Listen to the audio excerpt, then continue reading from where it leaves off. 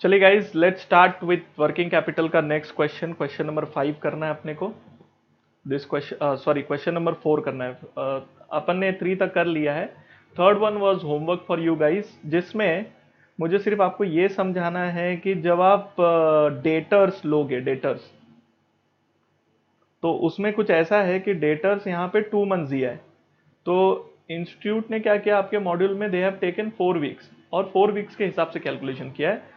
8 week के हिसाब से कैलकुलेशन किया है। और जब आप इसका कैलकुलेशन 2 मंथ से करोगे तो इसके आंसर्स अलग आने के चांसेस है, but it's okay, that is a estimation of working capital. तो अगर 2 मंथ्स करोगे, 4 वीक्स करोगे, 8 वीक्स करोगे तो फर्क पड़ता है, वीक्स और मंथ में डिफरेंसेस आते हैं, बट दैट्स ओके।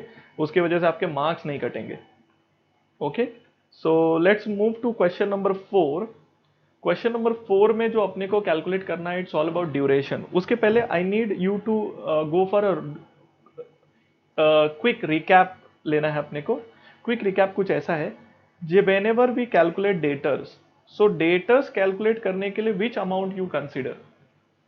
तो आंसर दीजिए, क्या अमाउंट कंसिडर करते हैं? Total credit sales of the year, बराबर है। पूरे साल भर का जो क्रेडिट सेल्स होता है उसको divide by 12 month into credit period and then you get the debtor का amount. Secondly, when you want to calculate a creditor, बताओ क्या लेते हैं क्रेडिटर के लिए, आप क्या लेते हो? So answer will be total credit purchases. चलिए बताइए, रॉ मटेरियल स्टॉक के लिए आप क्या लेते हो? रॉ मटेरियल का स्टॉक निकालना है, विच अमाउंट यू टेक। तो remember, raw material consumed, raw material consumed. अगर क्वेश्चन में ओपनिंग स्टॉक, क्लोजिंग स्टॉक के बारे में नहीं दिया है तो हम सिंपली अस्यूम कर सकते हैं कि जितना भी कंजम्पशन है, जितना भी कंजम्पशन है वो इक्वल टू परचेज है, मतलब परचेज एंड कंजम्पशन सेम है। ठीक है, अगर क्वेश्चन में नहीं दिया है तो। चलो बताओ, WIP स्टॉक के लिए आप क्या लेते हो? इफ यू रिमेंबर, इसमें हम क्या करते हैं, प्रोपोर्शनेट कॉस्ट ऑफ प्रोडक्शन लेते हैं। प्रोपोर्शनेट का मतलब होता है 100% raw material and 50% of labour and factory overhead, हम ये लेते हैं। इसको बोलते हैं प्रोपोर्शनेट कॉस्ट ऑफ प्रोडक्शन। अच्छा, फिनिश्ड गुड्स स्टॉक के लिए क्या लेते हो आप लोग? तो वहां पर सीधा सीधा हम लोग क्या ले लेते हैं, कॉस्ट ऑफ प्रोडक्शन ले लेते हैं। और क्या चीज मिक्स कर रहा हूं मैं? आउटस्टैंडिंग एक्सपेंसेस, उसके लिए आप क्या लोगे? टोटल एक्सपेंसेस लोगे। एंड आउटस्टैंडिंग वेजेस के लिए आप क्या लोगे? टोटल जो भी आपका लेबर, जो भी वेजेस होगा वो। This is how we take. इन सब अमाउंट से हम लोग कैलकुलेशंस करते हैं। तो जो भी अमाउंट मैंने यहाँ पे लिखे हैं, मतलब अभी तक अमाउंट नहीं लिखे हैं, मैंने आपको जस्ट एक कैलकुलेशन बताया कि this is what we take. अब इसकी मदद से मैं एक कैलकुलेशन में आगे जा रहा हूं, तो आप मुझे बताना है कि वो क्या हेल्प करता है, क्या कैलकुलेशन देगा। और याद रखो, जो भी समझा रहा हूं अगर एक बार में नहीं समझता है तो आप वीडियो को वापस से देखिए, आप समझ के लीजिए उसको। ओके, चलिए, ये मैंने लिख दिए, यही हमने अभी तक किया है और वही चीज मैंने लिखी है। तो वीडियो को पॉज करके एक बार ये वापस से रिकैप के तौर पे, this is a kind of revision, so मैं इसको यहां लिख देता हूं, इट इज रिकैप। ओके, अब पॉज करके लिख लिया। अब फिर से रिपीट करता हूं, डेटर्स के लिए हम लोग लेते हैं टोटल क्रेडिट सेल्स। अब मान लेते हैं अपना टोटल क्रेडिट सेल्स इज 1,20,000। कितना है? 1,20,000 पूरे 12 महीने का। और हम लोग डेटर को जो क्रेडिट पीरियड अलाउ करते हैं से 2 months. How will you calculate your debtor? कैसे कैलकुलेट करोगे 2 महीने का डेटर? पूरे साल भर में हमारा सेल्स कितना है? क्रेडिट सेल 1,20,000 है, एंड 2 मंथ्स का हमारा डेटर होता है, मतलब ये साइकिल घूमते रहता है। तो मैंने आपको जो सिखाया है, 1,20,000 पूरे साल भर का है, तो डिवाइड बाई 12 मंथ करने से क्या हो जाता है? 1 महीने का मिल जाता है। मल्टीप्लाई बाई 2 मंथ्स का क्रेडिट पीरियड, तो जब इससे कट करेंगे, it will be 10,000 into 2, 20,000 will be the amount of average debtor. On an average अपना डेटर इतना होगा। सो डेटर कैलकुलेट करना है, तो this is how we calculate. इसमें क्या क्या एलिमेंट लगे? पहले तो आपको लगा पूरे साल भर का sales and what is the duration, कितना क्रेडिट पीरियड हम डेटर को अलाउ करते हैं। इसको और अच्छे से समझिए, मैं और एक एग्जांपल लेता हूं फॉर योर अंडरस्टैंडिंग। मान लेते अपने को क्वेश्चन में दिया है रॉ मटेरियल का स्टॉक निकालना है, तो उसके लिए हम लोग लेते हैं रॉ मटेरियल कंज्यूम्ड। अब मान लेते हैं पूरे साल भर में हम लोग जो रॉ मटेरियल कंज्यूम करते हैं इट इज अराउंड से 80,000, ओके। एंड रॉ मटेरियल का स्टॉक हम लोग 1 महीने का स्टॉक रखते हैं अपने पास में। तो how will you calculate a raw material का स्टॉक, 1 महीने का स्टॉक निकालना है। ये जो दिख रहा है आपको, ये साल भर का स्टॉक का कंजम्पशन है, मतलब साल भर माल आया हमने यूज किया, माल आया हमने यूज किया, तो साल भर का कंजम्पशन है। तो जब 80,000 को डिवाइड बाय 12 मंथ करते हो तो आपको 1 महीने का कंजम्पशन मिलता है। सो 80,000 डिवाइड बाय 12 करेंगे तो 1 महीने का कंजम्पशन मिलता है, which comes to around 6,666 something आता है, बराबर ना। एक काम करते हैं, इवन अमाउंट करना है तो इसको 84,000 ले लेता हूं, ओके। तो अमाउंट थोड़ा सा इवन आएगा ऑड की जगह। तो मान लेते हैं कि अपना 84,000 का रॉ मटेरियल का कंजम्पशन है साल भर का, और 1 महीने का हम लोग कंजम्पशन का माल रखते हैं, मतलब 1 महीने का स्टॉक हम लोग अपने पास रखते हैं हमेशा। तो when you divide 84,000 divide by 12 it comes to 7,000। तो when you 7,000 multiply by 1 you get 7,000 का हम लोग ऑन एन एवरेज का स्टॉक रखते हैं रॉ मटेरियल का। तो रॉ मटेरियल का स्टॉक अपने पास कितना होता है 7,000 का। This is how we calculate. अब क्या किया आपने, वापस से बताओ, पूरे साल भर का ये कंजम्पशन का अमाउंट है और हमको पता होना चाहिए कितने महीने का कंजम्पशन का स्टॉक रखना है। तो ये जो आप देख रहे हैं 2 महीना 1 मंथ, यही कैलकुलेशन हम लोग पूरे साल भर पे अप्लाई करके हम लोग लॉजिकली निकाल देते हैं। क्या होगा अगर ये 2 मंथ्स ना दिया हो, मतलब इसको देख रहे हैं आप जो स्क्रीन पे दिख रहा है। अब मैं क्वेश्चन को थोड़ा चेंज कर रहा हूं, आप ये स्क्रीन पे ध्यान दीजिए वापस से। अगर मैं आपको कहूं debtor and total credit sale, ये तो अपने को समझ में आ ही गया होगा अभी तक। अगर मैं कहूं ये 1,20,000 है पूरे साल भर का, और डेटर इज अमाउंट वाइज दिया है 20,000, तो क्या आप मुझे बता सकते हो कि क्रेडिट पीरियड हम कितना देते हैं? If you look at this calculation you should be able to tell me credit period हम कितना देते हैं। अगर आपको इक्वेशन याद है तो 1,20,000 डिवाइड बाई 12 मंथ मतलब आ गया 1 महीने का, और ऐसे ही हम कुछ तो यहां मल्टीप्लाई करते हैं that credit period and we get 20,000 का अमाउंट। देखिए ठीक से, मैंने यही कैलकुलेशन यहां ऊपर किया, ये कैलकुलेशन आप देख रहे हैं, जिसको मैंने इसको बॉक्स में डाल दिया, देखो यहां। तो कैसे कैलकुलेट करोगे और बताओगे कितने महीने का क्रेडिट पीरियड है? तो आप क्या करोगे, तो सिंपली आप क्या करने वाले हो, ये 12 मंथ्स वहां जाके मल्टीप्लाई हो जाएगा, वैसे वैसे कुछ करेंगे कि नहीं? तो simply answer will B of the box will be 20,000 multiply by 12 month divide by 1,20,000। So answer will B 2 months. तो क्या किया, 20,000 इंटू 12 डिवाइड बाय 1,20,000, आंसर आएगा 2 मंथ्स। तो 2 months will be your credit period. This is how we calculate something called as duration. इसको एक और तरीका है सॉल्व करने का। If you look at this, अब ये वाला तरीका भी देख के रखिए, कोई लिखे नहीं प्लीज, जस्ट सुन लीजिए पहले मुझे। अब ये तरीका आपको शायद पसंद है। देखो ये पूरे 12 महीने का है, तो ये कितने महीने का हुआ ये निकालना है, जस्ट सिंपली क्रॉस मल्टीप्लाई। तो देखो 12 मंथ इंटू 20,000 डिवाइड बाय 1,20,000, तो जो आंसर आएगा वो आएगा 2 मंथ्स। हो गया आंसर। मतलब जो टोटल क्रेडिट सेल्स दिया था वो पूरे साल भर का था, हमको सिर्फ चाहिए था 20,000 जो है वो कितने टाइम का है, कितने ड्यूरेशन का है। This is how we calculate duration.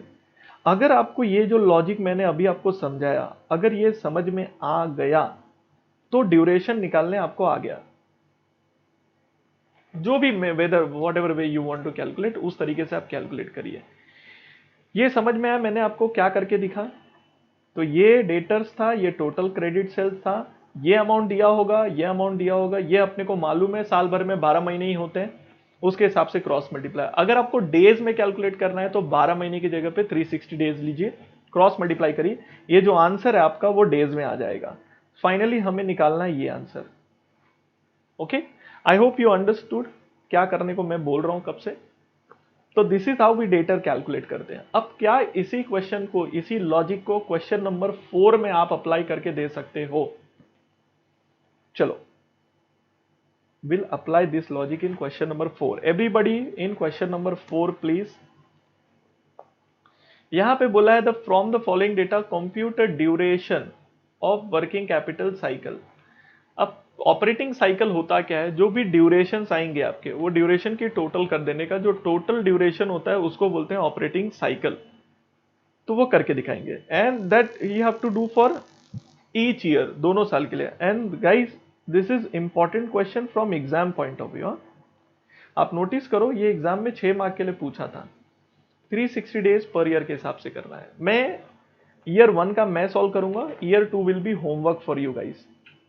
Okay, let's do. First thing, raw material दिया है 20,000, ये रॉ मटेरियल का स्टॉक है ना, ये WIP का स्टॉक है, ये फिनिश गुड्स का स्टॉक है। यहां पे एक लाइन खींच देते हैं। परचेजेस पूरे साल का दिया है, COGS पूरे साल का दिया है, सेल्स पूरे साल का दिया है, डेटर अपने को दे रखा है, डेटर साल भर का नहीं होता है। ये जो है ये अमाउंट होते हैं, ये साल भर के होते हैं। These are the annual figures and these are ऊपर नीचे जो दिख रहा है वो एवरेज स्टॉक्स हैं। आई गेस आप अभी तक समझ गए रहेंगे कि करना क्या है। अब मुझे निकालना है सबके ड्यूरेशन। तो किसके किसके ड्यूरेशन हमें कैलकुलेट करने हैं। नाउ पे अटेंशन, ड्यूरेशन किसके किसके कैलकुलेट करने। सबसे पहला रॉ मटेरियल का ड्यूरेशन निकालेंगे, WIP का ड्यूरेशन निकालेंगे, फिनिश गुड्स का ड्यूरेशन निकालेंगे, डेटर का ड्यूरेशन निकालेंगे और क्रेडिटर का ड्यूरेशन निकालेंगे। These are the duration we need to calculate. मैं आपको कैलकुलेशन करके दिखा रहा हूं, pay attention everybody.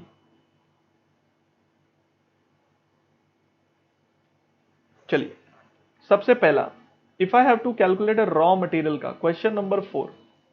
Don't copy, कुछ कॉपी मत कर बेशरम, सुन मुझे, तू छाप लेगा तो फिर मतलब नहीं रह जाएगा। ओके, नाउ रॉ मटेरियल का अगर हमें कैलकुलेट करना है स्टॉक, तो इसके लिए हमें चाहिए होता है रॉ मटेरियल कंज्यूम्ड पूरे साल का। अब अगर मैंने परचेज करा और कोई भी ओपनिंग और मेरा क्लोजिंग स्टॉक अगर सेम है, जैसे एग्जांपल देखो, how will you calculate raw material consume. Simply it is opening stock plus purchases less closing stock होता है। अब मान लो मेरा ओपनिंग स्टॉक भी 10,000 है और मेरा क्लोजिंग स्टॉक भी 10,000 है, हम लोग सेम अमाउंट ऑफ स्टॉक रखते हैं हर बार, और मैंने परचेज किया है 50,000 का। चलो सोच के बताओ मेरा रॉ मटेरियल कंज्यूम्ड कितना होगा। तो आप नोटिस करोगे ये इसको कट गया, इट विल बी 50,000। तो क्या मैं बोल सकता हूं my purchase will be equal to my raw material consumed if my opening stock and closing stocks are same. अगर क्वेश्चन में ओपनिंग स्टॉक क्लोजिंग स्टॉक अलग अलग नहीं दिया है तो मैं ये तो अज्यूम नहीं कर सकता ना कि ओपनिंग स्टॉक 0, ओपनिंग स्टॉक होगा तो ओपनिंग स्टॉक सेम ले लेने का। जैसे अभी क्वेश्चन नंबर 4 में देखो, they have given me the stock 20,000 and they have given me the purchase 96,000। तो बताओ मेरा रॉ मटेरियल कंज्यूम्ड कितना। तो अगर क्लोजिंग स्टॉक रॉ मटेरियल का 20,000 है तो ओपनिंग भी 20,000 पकड़ा, तो purchase will be equal to my consumption and उस केस में मेरा रॉ मटेरियल कंज्यूम्ड जो होगा वो कितना आ जाएगा दोस्तों, it will be equal to my purchases. तो यहां लिख देता हूं, यहां लिख देते हैं परचेजेस। ठीक है, परचेज दिया है 96,000 का और I hope raw material stock का अमाउंट आपने देखा 20,000, ये दोनों अमाउंट दे रखा 96,000 और ये दिया है 20,000। मुझे ड्यूरेशन निकालना है कि स्टॉक कितना पीरियड के लिए हम लोग रखते हैं, what is the storage period of stock. तो 96,000 पूरे 12 महीने का है, तो ये कितना होगा, सिंपली क्रॉस मल्टीप्लाई करना है। तो क्रॉस मल्टीप्लाई करेंगे तो it will 96,000 sorry 20,000 into 12 divided by 96,000, this comes to 2.5 month।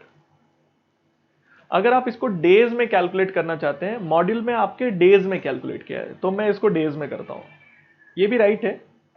Module में डेज किया तो डेज कर देते हैं। 360 डेज, पूरे साल भर में 96,000 को यूज किया जाता है, राइट। तो 20,000 into 360 divide by 96,000, it comes to 75 days. तो अब आंसर आ गया डेज में। This is my first answer. I hope you understood how I calculated the duration. Raw material stock का स्टोरेज पीरियड इज 75 डेज। इसको और एक लॉजिकली थोड़ा समझने का कोशिश करिए, मैं क्या बोल रहा हूं आपको। देखो, हम लोग 75 डेज के लिए स्टॉक लाते हैं और वो स्टॉक पूरे साल भर यूज होता है। ओके, माल आता है, यूज होता है, माल आता है, यूज होता है। 360 डेज में डिवाइड बाई 75 करेंगे तो पूरे साल में 4.8 टाइम्स माल आता है। मतलब 75 डेज का माल हमेशा रहता है, जैसे ही माल खत्म हो जाएगा फिर से नया माल आता है, माल खत्म नया माल। तो माल हमेशा ऑन एन एवरेज अपने पास कितने का रहता है? 75 डेज का रहता है। मतलब वो कंजम्पशन चलते रहता है, चलते रहता है, चलते। किसी भी मॉल में चले जाइए, किसी भी शॉप में चले जाइए, ऐसा कभी नहीं होता कि अगर आज माल बिका तो कल माल नहीं रहेगा, नया माल आ जाता है। This is how it functions. 4.8 times. अब ये रॉ मटेरियल स्टॉक का निकाला, चलो बताओ WIP स्टॉक का करते हैं। Help me. WIP स्टॉक, चलो बताओ क्या बेसिस होगा? मैंने क्या बोला था? Proportionate cost of production.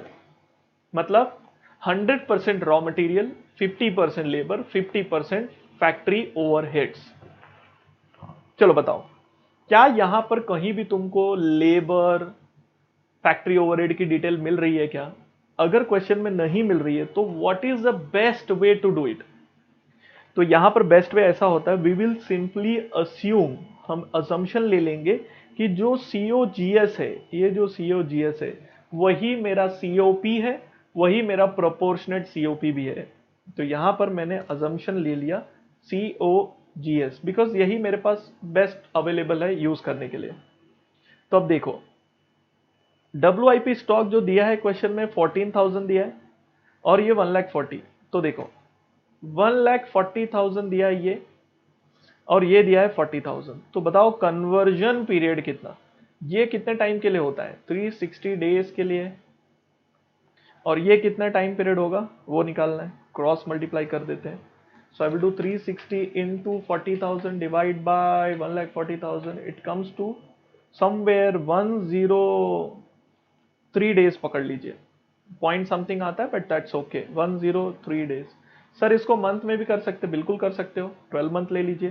तो 40,000 इंटू 12 डिवाइड बाई 1,40,000, 3.42 मंथ्स आता है। बट जो भी बेसिस लेंगे, या तो डेज या तो मंथ, मिक्स मत करिए। ओके, मैंने यहाँ पे 103 डेज ले लिया। So I calculated my working capital stock also. Tell me the next. Very good, finish stock, total cost of production. फिलहाल क्वेश्चन में एक ही बेसिस अवेलेबल है, वो है COGS, उसी को लेना पड़ेगा, अपने पास कोई चॉइस नहीं है। अच्छा, बकबकाओ, बोलो, ऐसा भले ही वो स्टूपिड साउंड हो, मतलब बाजू बाजू वाले लोगों को अपना लड़का पगला गया, लड़की पगला गई, पगला वगला नहीं हो तुम लोग, पढ़ रहे हो, तो पढ़ते वक्त थोड़ा बहुत डिस्कशन चलता रहे तो अच्छा है। चलो बताओ, फिनिश गुड स्टॉक कितना है बेटा? 21,000 है और यहाँ पे 1,40,000, तो 21,000 यहाँ लिख देता हूँ, स्टॉक अपने पास होता है 1,40,000। चलो इसको ले लीजिए 360 डेज के हिसाब से, हमें कैलकुलेट करना है डेज। क्रॉस करिए, 21,000 इंटू 360 डिवाइड बाई 1,40,000, 54 डेज आ गया। वो इससे कम आया, वो इससे ज्यादा आया, उसे कोई लेना देना नहीं है। 3 स्टॉक हमने निकाल लिए, तीनों के हमने स्टोरेज पीरियड और कन्वर्जन पीरियड निकाल लिए। आगे फटाफट जरा कर लेते हो। चलो डेटर, आई गेस डेटर निकाल के बैठा हूं क्या? नहीं नहीं नहीं, डेटर अभी निकालेंगे। Debtor, total credit sales. Question में देखिए क्या क्या दिया है, चलो बताओ कहां पे दिया है। इधर देख, डेटर दिया है, सेल्स दिया है, क्रेडिट सेल्स नहीं दिया। Can I assume all sales are credit sales? Simply 32,000 and 1,60,000, ये मेरा 360 डेज का है। तो मुझे बताओ कितने दिन का ये हुआ क्रॉस।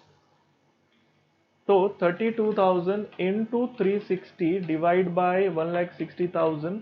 कैलसी चलाओ रे बेशरम, नहीं तो श्राप लगेगा तुम्हारा, एग्जाम में कैलसी चलेगा ही नहीं। कैलसी चलाओ, क्योंकि मैंने लिखने को तो ना बोला, मेरे हिसाब से लिख नहीं रहे हो तुम कम से कम कैलसी तो चलाओ। नाउ 72 डेज का मैंने कैलकुलेट किया। अब डेटर हो गया, कौन बचा? एक ही बचा है, creditor. Oops, creditor will be total credit purchase. चलो ढूंढ के बताओ क्रेडिट परचेज क्वेश्चन में कहां है। सर परचेज है, क्रेडिट परचेज नहीं है, तो वही ले लो। सो इट विल बी 96,000 और 16,000। ये 360 डेज का है। हमें बताना है क्रेडिटर कितने टाइम पीरियड का हुआ। तो simply 16,000 into 360 divide by 96,000, 60 days. चलो डन। अब हमने जो जो आंसर्स निकाले मैं वो एक जगह पे लिख देता हूं। Current asset minus current liability working capital होता है बेटा। So in my current asset I have a raw material का stock, I have a WIP, I have a finish goods, I have a debtor, ठीक है। Minus in this current liability I have only creditor, then I get the working capital का amount. यहाँ पे working capital का amount नहीं calculate करना, because amount calculate करने जाओगे तो अमाउंट ऑलरेडी दिया था, माइनस प्लस करके माइनस कर देना है।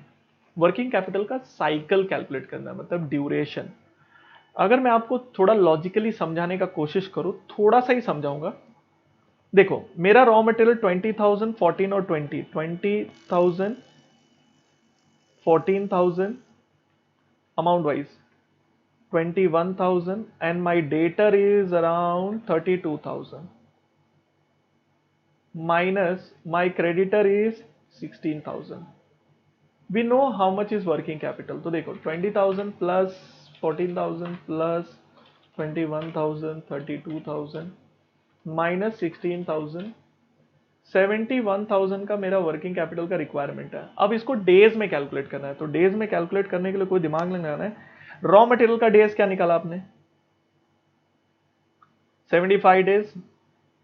तो this is my 75 days, 103 days, 54 days and 60 days minus 60 days. Days आ जाएगा 75 days, 103 days, 54 days, 60 days minus 60 days. Answer will be 232 days. पूरा साइकिल कंप्लीट होने में लगता है। बोलने का मतलब ये है, जब हम लोग रॉ मटेरियल खरीदते हैं, it becomes WIP, it converted into finish goods, then it is sold to debtor, और डेटर हमको लाके देता है पैसे, तो वही पैसे आप घुमा के डाल देते हो। तो साइकिल ऐसे घूमता है। This is called working capital का cycle.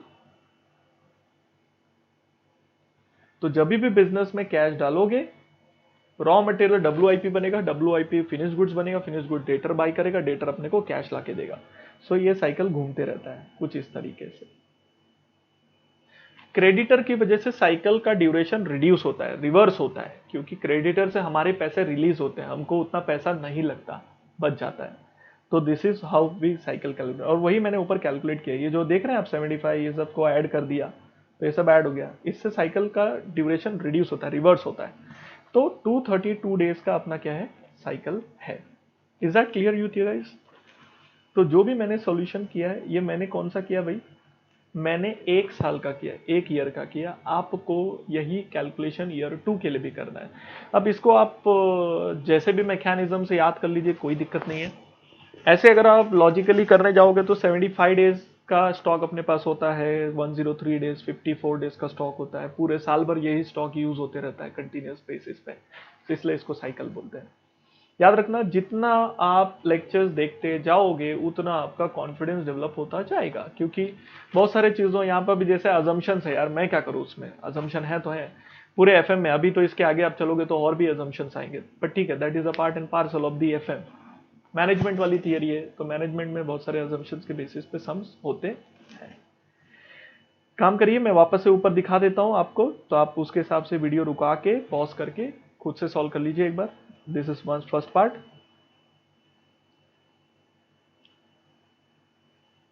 This is second part.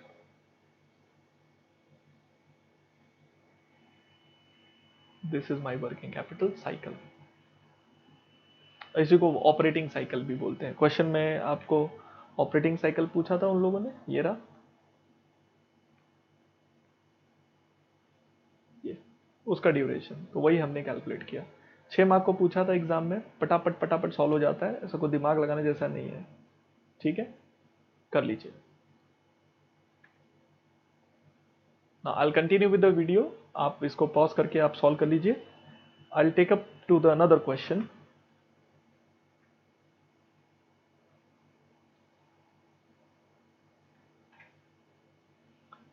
Okay guys, चलिए क्वेश्चन नंबर 5 जो है, ये क्वेश्चन थोड़ा सा ट्रिकी है।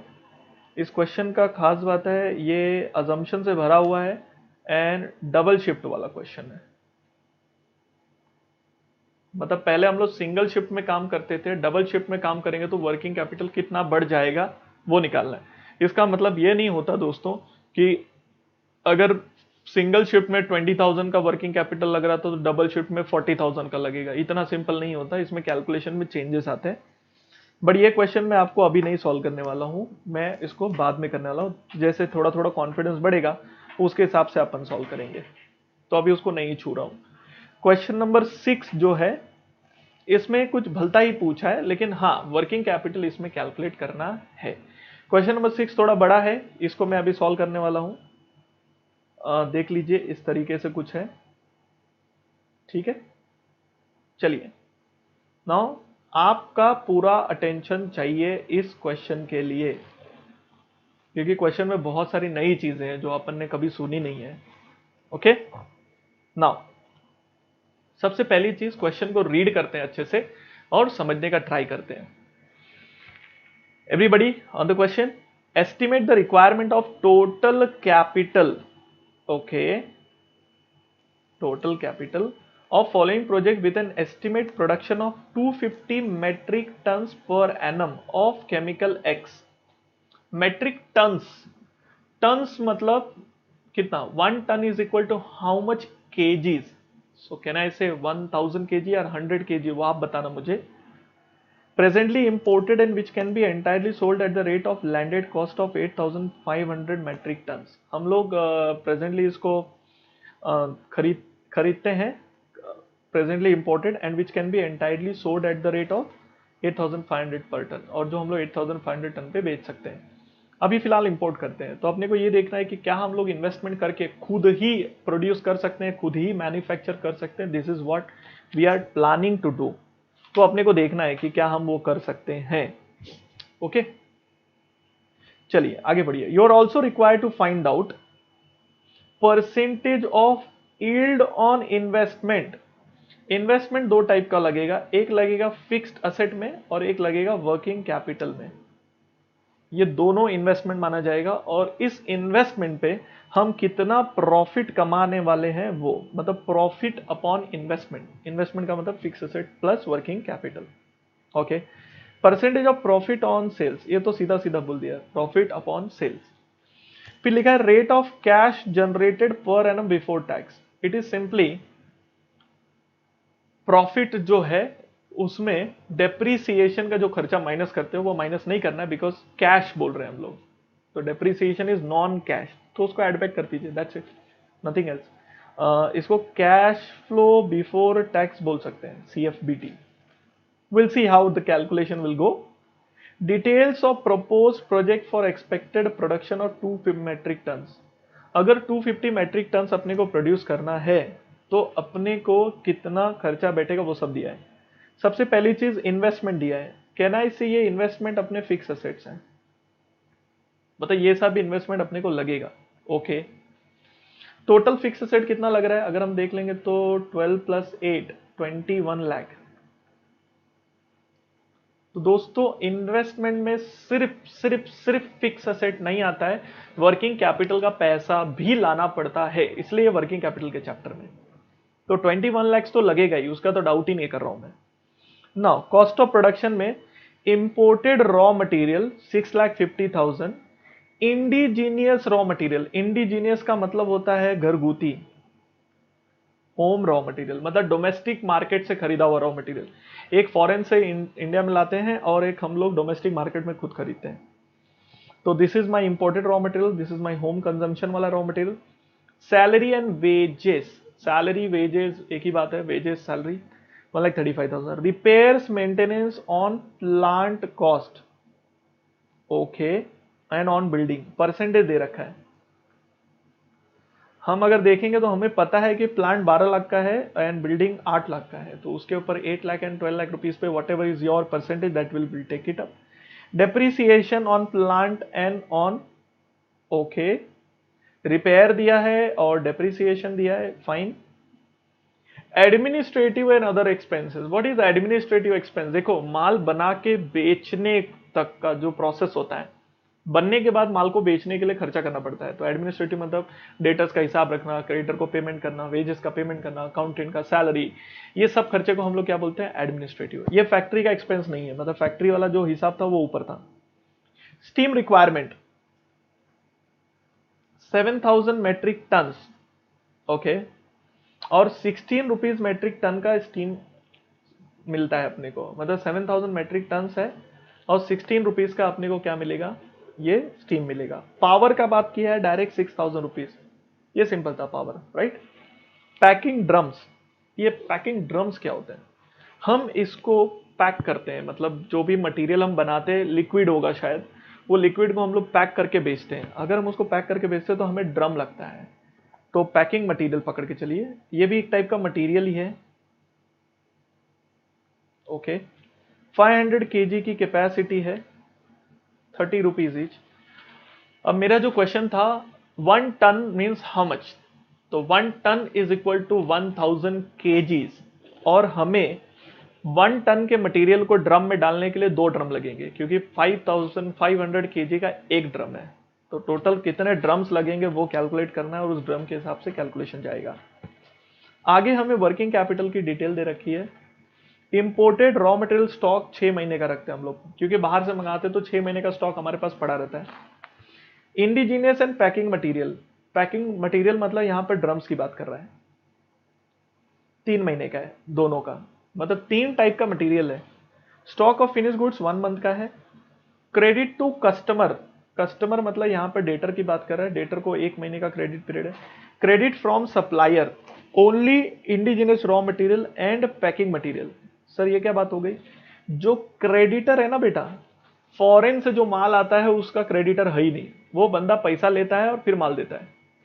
डोमेस्टिक में जो पैकिंग मटेरियल और रॉ मटेरियल हम लोग मंगाते हैं उसका हम लोग को क्रेडिट पीरियड मिलेगा, ओके। कैश एक्सपेंसेस, जो भी हमारे कैश में खर्चे होने वाले, रिपेयर्स बोलो, वेजेस बोलो, एडमिनिस्ट्रेटिव खर्चा बोलो, पावर बोलो, ये सब other than raw material. Cash expenses का मतलब यहां पर हम लोग बात करें एक्सपेंसेस, तो रॉ मटेरियल को तो हम लोग वापस ऑलरेडी ले ही रहे हैं, so other than raw material stock, ठीक है।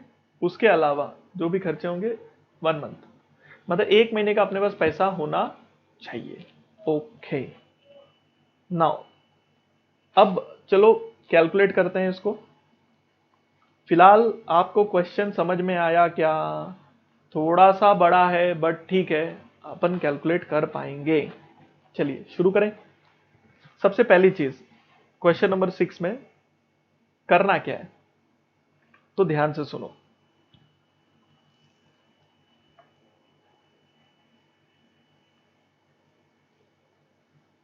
ये रहा क्वेश्चन नंबर 6। हमको दे रखा है, हमको करना है इन्वेस्टमेंट। इन्वेस्टमेंट में 2 होता है, एक होता है फिक्स एसेट में और एक होता है वर्किंग कैपिटल में। क्वेश्चन में फिक्स एसेट सामने सामने दे रखा है अपने को, टोटल 21 लाख रुपीस का इन्वेस्टमेंट है। वर्किंग कैपिटल हमें निकालना है, वो कैलकुलेट करना पड़ेगा ओवर ए पीरियड ऑफ, जो भी कैलकुलेशंस कर करके हम लोग निकालेंगे वो, ओके। आ जाइए अभी। सबसे पहली चीज हमें बनाना पड़ेगा एक छोटा सा कॉस्ट शीट, ये समझने के लिए कि खर्चा क्या क्या हो रहा है। अब देखो, रॉ मटेरियल की मैं बात करूं तो तीन टाइप का तो रॉ मटेरियल है दोस्तों। एक है इंपोर्टेड, जो हम लोग फॉरेन से मंगा रहे हैं। एक है इंडिजिनस, या इसको एक काम करते हैं, होमी डोमेस्टिक लिख देता हूं, उसका मीनिंग एक ही होता है। और एक है पैकिंग ड्रम्स। ठीक है, ये टाइप के रॉ मटेरियल हैं। अब रॉ मटेरियल का जो अमाउंट है वो अपने को दे रखा है। पूरे साल भर का रॉ मटेरियल कितना लगेगा, 6,50,000। तो यहां लिख रहा हूं मैं 6,50,000। डोमेस्टिक में 6,26,000 एंड पैकिंग ड्रम में नहीं दिया है सर, अपने को कैलकुलेट करना पड़ेगा। 30 रुपीज का एक ड्रम है। मुझे बताओ कितना प्रोडक्शन करने वाले हैं। तो प्रोडक्शन देखो 250 मैट्रिक टन है। अब सोच के बताओ, 250 मैट्रिक टन्स अगर हमारा प्रोडक्शन है, मतलब कितना किलो हुआ। एक टन मतलब 1000 kg। तो 250 इंटू 1000 करेंगे तो इट कम्स टू 2,50,000 kgs। एक ड्रम 500 ग्राम का है, डिवाइड बाय 500। सो कितने ड्रम लगेंगे अपने को, 500 ड्रम्स लगेंगे। एक ड्रम कितने का मिल रहा है, कहना ऐसे एक ड्रम कितना, 30 रुपीज का था। हाँ 30 रुपीज, 30 रुपीज। तो बताओ कितने ड्रम लगेंगे, 500 इंटू 30, 15,000 रुपीज का ड्रम लगेगा। ये हो गया आपका टोटल ऑफ रॉ मटेरियल। तो 6,50,000 प्लस 6,26,000 प्लस 15,000, टोटल 12,91,000 का अपने को मटेरियल लगेगा। अब बात करते हैं लेबर की। लेबर मतलब सैलरी और वेजेस। तो सैलरी और वेजेस कितना लगने वाला है, क्वेश्चन में दे रखा है 1,35,000। तो लेट मी राइट 1,35,000 है सैलरी एंड वेजेस। उसके अलावा फैक्ट्री ओवरहेड, फैक्ट्री में क्या क्या खर्चे होने वाले हैं। तो फैक्ट्री में जो खर्चे होने वाले, ध्यान से सुनना, एक है रिपेयर्स, ये रहा रिपेयर्स, और एक है डेप्रीसिएशन। तो एक है तुम्हारा रिपेयर पे खर्चा होने वाला है, और कहां होने वाला है, डेप्रीसिएशन में होने वाला है। और यहां देखो नीचे दिया है पावर स्टीम, तो इसको भी ले लेते हैं, पावर में खर्चा होने वाला है। और एक second, late me right again. तो इसके अंदर क्या क्या आ रहा है, एक आ रहा है स्टीम, ले लेते हैं। एक आ रहा है पावर, एक आ रहा है रिपेयर्स, एक आ रहा है depreciation. Let's calculate the amounts. Steam 7,000 metric ton अपने को लगने वाला है। अब 7,000 अगर हमको लगने वाला है और एक 16 रुपीज पर मैट्रिक टन, तो इंटू 16 कर दीजिए, दैट्स इट।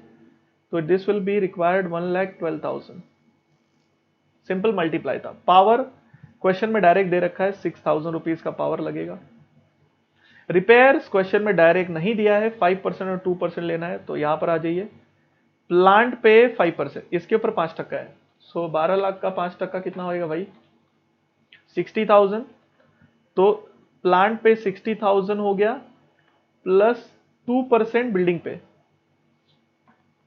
बिल्डिंग 8 लाख की है, 8 लाख पे 2% हो गया, दोनों मिला के 76,000 का रिपेयर है।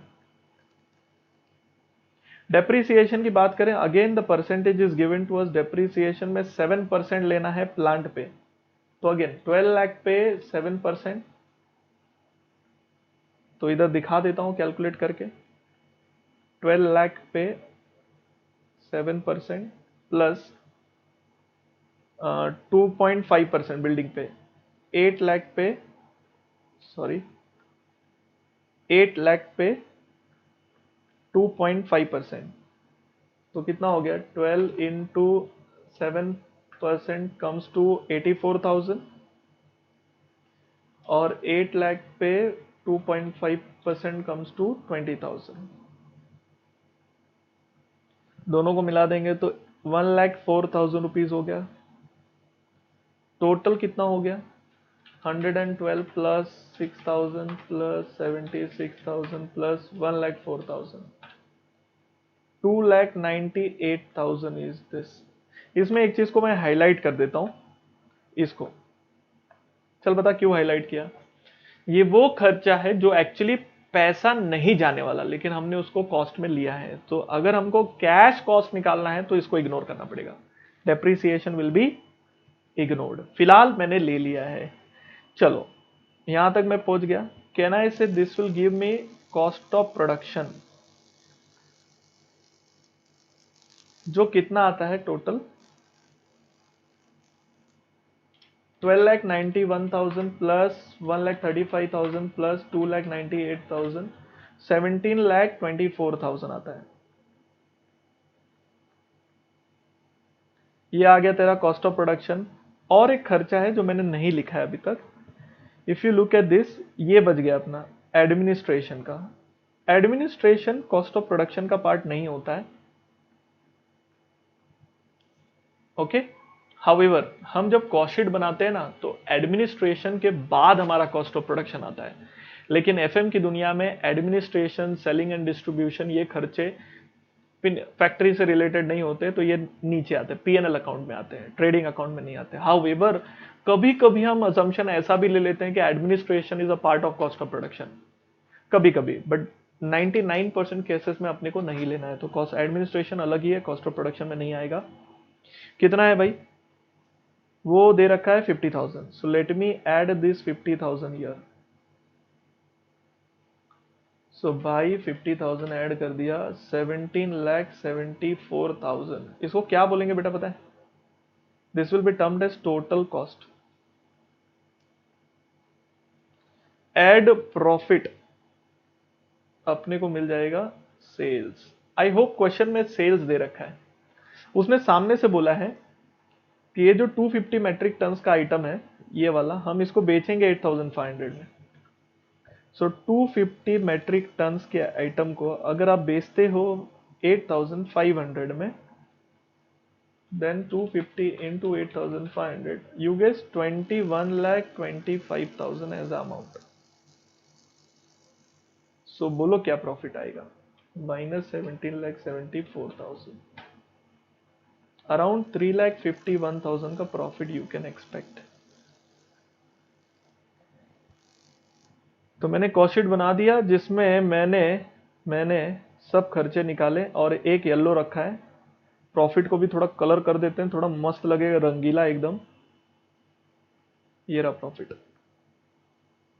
अगर आपको याद हो तो क्वेश्चन में वो बोल रहा है कि हमें ये कैलकुलेट करना है, क्या बोलते हैं, ये देखो प्रॉफिट निकाल लिया। इन्वेस्टमेंट में सिर्फ फिक्स एसेट पता है अभी तक, वर्किंग कैपिटल अभी भी बाकी है। अगर वर्किंग कैपिटल मिल गया तो समझो सम खत्म, कि हम लोग ने फिर इन्वेस्टमेंट पे प्रॉफिट निकालिए। प्रॉफिट ऑन सेल्स अभी भी दे सकता हूं, ये आइटम हमने ऑलरेडी कैलकुलेट कर लिया समझो, क्योंकि प्रॉफिट निकाल लिया 3,51,000, सेल्स भी अपने पास दिया है देखो। सो 3,51,000 डिवाइड बाई 21,25,000 परसेंटेज, 16.51% वो निकल चुका है। बट अगर हमें यील्ड ऑन इन्वेस्टमेंट निकालना है तो अपने को लगेगा वर्किंग कैपिटल का अमाउंट। वर्किंग कैपिटल के अमाउंट के लिए अब लोग ने डिटेल्स अपने को दे रखी है, ये रही। बस ये डिटेल यूज करिए and get the amount. Okay चलो करूँ calculate. Okay let's do it now. Imported raw material stock का अब मैं कैलकुलेशन कर रहा हूं, calculation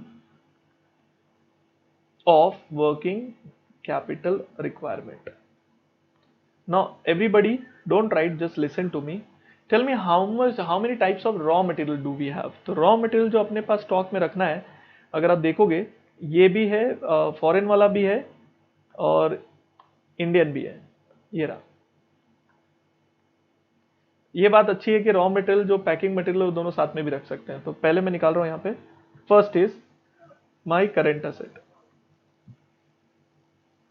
In my current asset, I have A, which is raw material imported.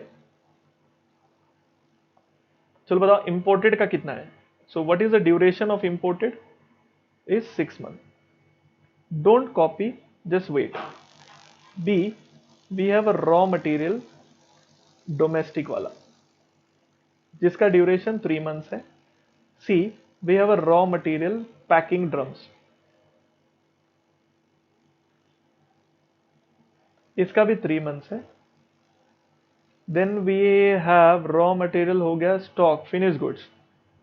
D, we have a finish goods जिसका कोई ऑप्शन नहीं है, सीधा 1 मंथ है। आपने नोटिस किया होगा तो WIP क्वेश्चन में नहीं दिया है। डी के बाद E, we have a debtors.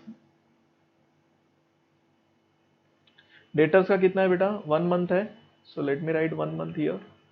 Then we have a creditor, यहां से लाइन चेंज हो रही है अपनी, क्रेडिटर, तो भाई वो तो करंट लाइबिलिटी का पार्ट है।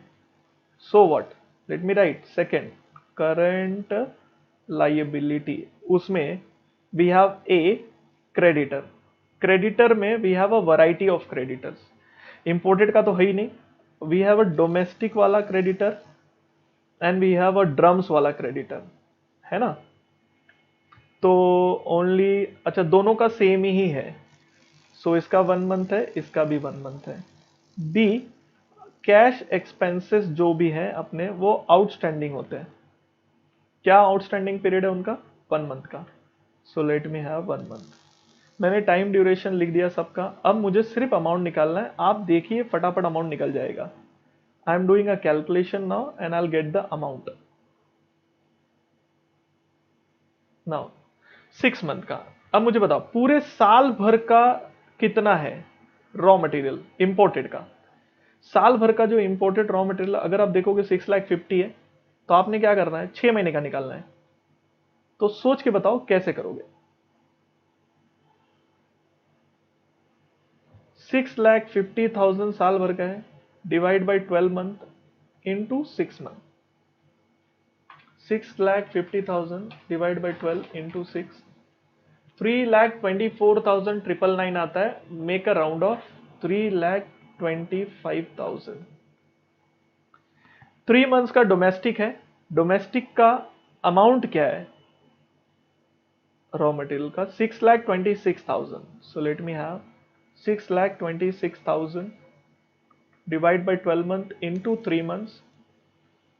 6,26,000 divide by 12 month into 3 months, 1,56,500। Rounding off करते चलो। पैकिंग मटेरियल तेरा जो है इज 15,000। 15,000 पूरे साल भर का divide by 12 month into 3 months. So 15,000 divide by 12 into 3 करूंगा तो 3,750 आता है। दैट्स इट, कोई बात नहीं। Finish goods will be taken on COP basis. Cost of production अगर आप नोटिस करोगे तो कितना है? 17,24,000। Absolutely wrong. 17,24,000 में डेप्रीसिएशन भी है, तो 17,24,000 में से पहले डेप्रीसिएशन उड़ा दो बेटा, क्योंकि depreciation is a non cash expense और हम लोग कैश कॉस्ट बेसिस लेते हैं। वर्किंग कैपिटल कितना लाना है तो जो कैश में खर्चा है वही लाएंगे, तो 1,04,000 माइनस कर देंगे इसमें से। सो 1,04,000 माइनस हो जाएगा, divide by 12 month into 1 month. Yellow dirty fellow, ये येलो है, इसको माइनस करना पड़ेगा, डेप्रीसिएशन है बॉस, समझा।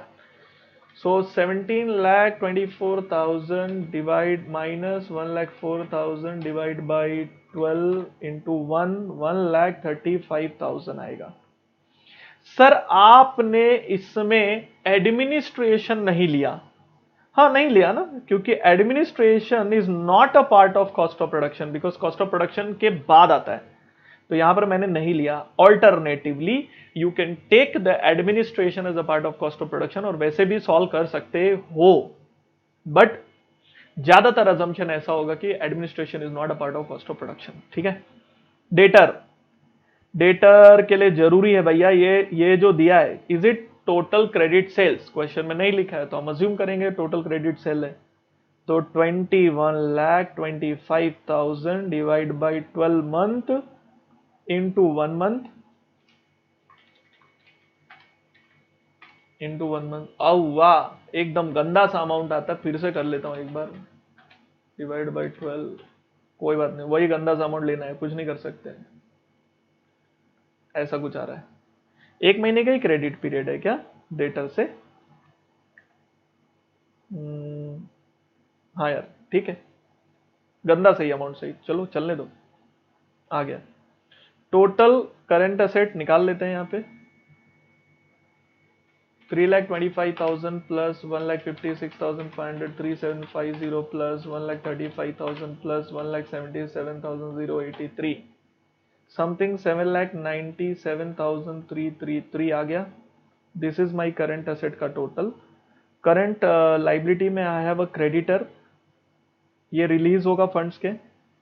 क्रेडिटर के लिए डोमेस्टिक में अपना रॉ मटेरियल कितना है? डोमेस्टिक में डोमेस्टिक में रॉ मटेरियल 6,26,000 अज्यूम करेंगे, जो कंजम्पशन है वही परचेज है, इसलिए दोनों में सेम अमाउंट ले रहा हूँ। 6,26,000 divide by 12 and 15,000 divide by 12 into 1 month into 1 month. 6,26,000 divide by 12, 5 lakh sorry 52,167 approx, and 15,000 divide by 12 करेंगे तो 1250 अप्रॉक्स। इसको जरा ध्यान दीजिए, कैश एक्सपेंसेस में क्या क्या आएगा आप खुद जाके बताइए मुझे। कैश एक्सपेंसेस अपने कौन कौन से हैं, ध्यान दो, जो कैश में खर्चे होने वाला, अदर देन मटेरियल। हाँ, अदर देन मटेरियल गाइस। देखो इसमें अगर देखेंगे तो ये है, बराबर ना, ये लेबर और ये एडमिन, ये रेड के टोटल मानने। सो 1,35,000 का लेबर, 112 का स्टीम, 6,000 का ये, 76,000 का वो, 50,000 का एडमिन, 3,79,000 का टोटल खर्चा है। रेड में कर रहा हूं, 3,79,000 का डिवाइड बाई 12 मंथ, 1 महीने का आउटस्टैंडिंग कर पाते हैं अपन, divide by 12, 31,583। So this is what we calculate is current liability. कितना आता है? 52,167 प्लस प्लस प्लस 1250 प्लस 31,583, 85,000 आता है। ऑड से चालू हुआ था, इवन हो गया अल्टीमेटली। वर्किंग कैपिटल जो आपको कैश में लगेगा, कैश में लगेगा, will be 7,97,333 minus 85,000 comes to 7,12,333. This is working capital required। और टोटल जो अपना इन्वेस्टमेंट था, यहां पे देख रहे हो हमने वर्किंग कैपिटल को नहीं बोला है क्या आएगा, तो अब मिल जाएगा 7,12,333, 7,12,333, 7,12,333। Total investment will be 21 lakh plus 7,12,333 will be 28,12,333। ये टोटल इन्वेस्टमेंट है। अब जो उसने मॉड्यूल ने क्वेश्चन पूछे हैं उसके आंसर देना अपने लिए कोई रॉकेट साइंस नहीं है। उसने सबसे पहली चीज अपने को पूछी है yield on investment.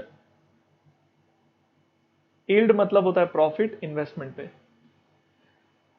So investment है 28,12,333, जिसमें fix asset plus working capital को जोड़ दिया है।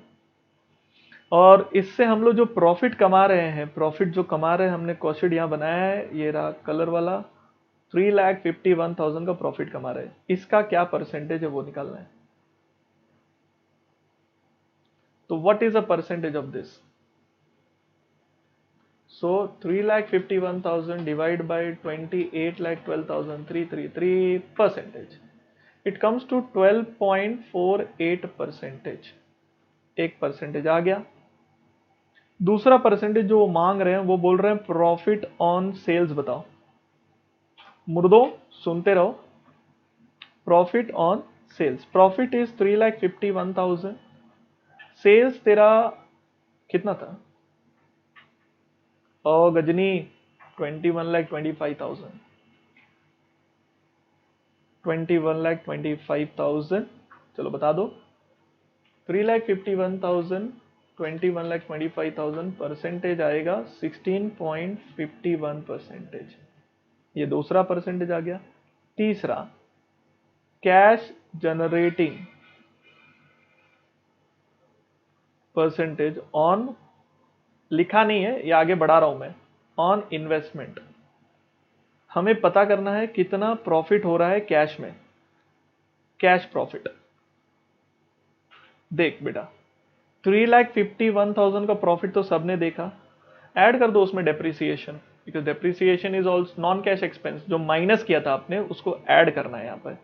तो 1,04,000 का अपना डेप्रिसिएशन है, तो 1,04,000 ऐड कर दीजिए, मैजिक नंबर यहां वापस आ गया।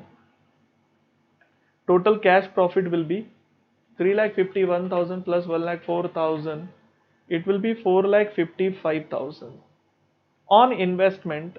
सो अपना इन्वेस्टमेंट अमाउंट तो अपन ने लिखा है 28,12,333, 28,12,333 परसेंटेज, इट कम्स टू 16.17%। 1/8 भी लिख सकते हैं, कोई दिक्कत नहीं है। This is the calculation which I did for question number, मजा आ गया, क्वेश्चन नंबर 6 अपन ने सॉल्व करा। ये रहा क्वेश्चन का सॉल्यूशन। देख लीजिए मैंने कैसे किया है, क्या क्या धंधे किए हैं इसमें। यहां से शुरू किया था क्वेश्चन नंबर 6, थोड़ा सा आगे, थोड़ा सा और आगे,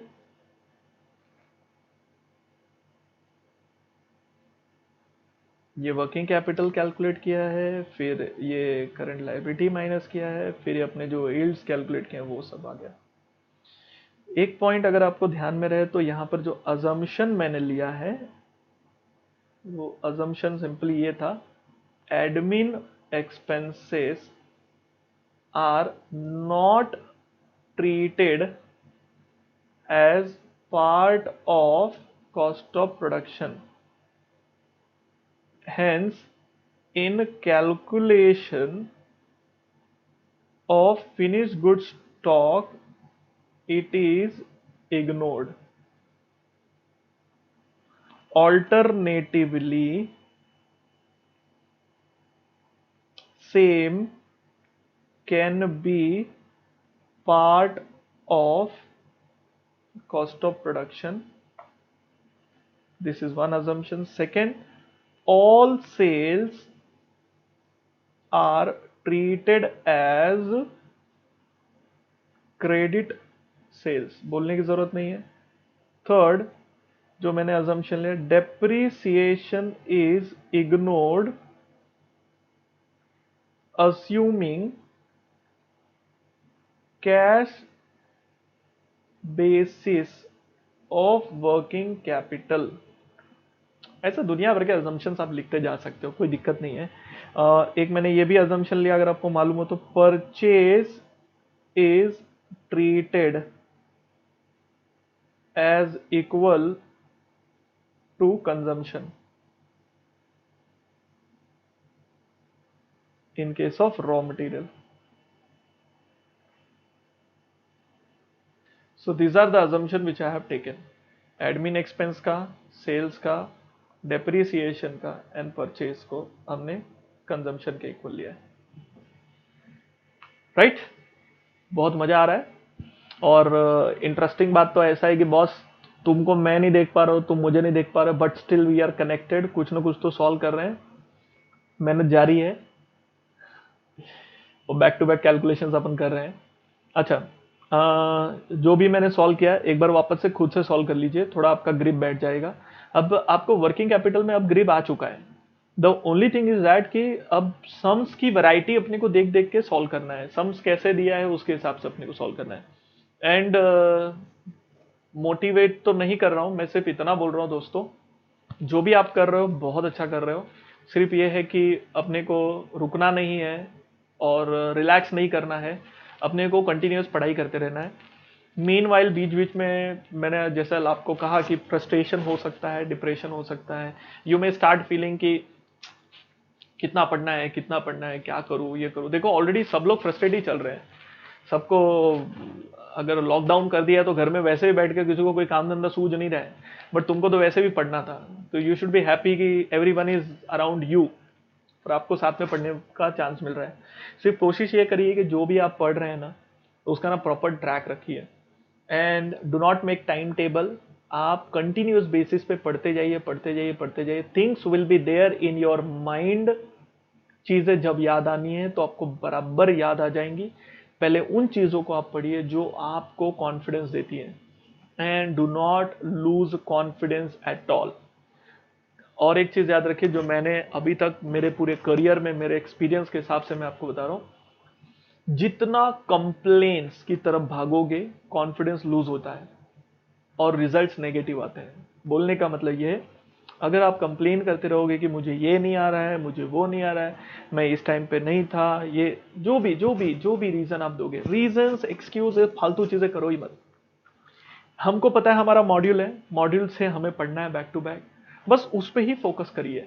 and I am damn sure जितने लोग भी कॉन्फिडेंस के साथ पढ़ रहे हैं कि बॉस अपने को रैंक लाना है, ट्रस्ट मी गाइस, वो रैंक लेकर आएंगे।